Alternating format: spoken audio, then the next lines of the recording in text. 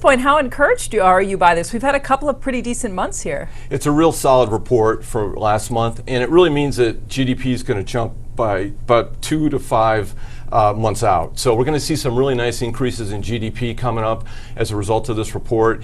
And the jump in the SBLI, I think, is a great signal for more investment by small companies. So this was done in October in terms of your survey. We know there was a government shutdown for 2 weeks. Could the data have actually been stronger?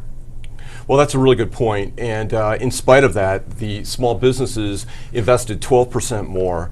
And they're actually increased their investment by 9.6% over the prior month. And so you've got just very strong year over year as well as month over month.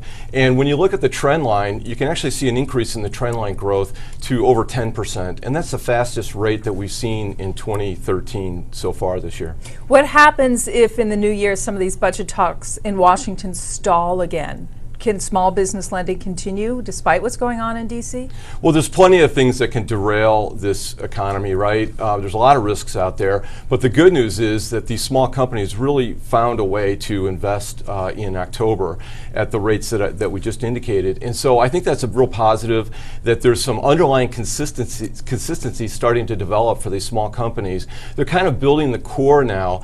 You know, what we saw earlier in the year was this like replacement, almost slowdown of investment into early part of 13 and 2012 after a lot of replacement investment in 10 and 11. And so this is a great sign that there's some acceleration, and I think it really just indicates that they're starting to build a core of investment.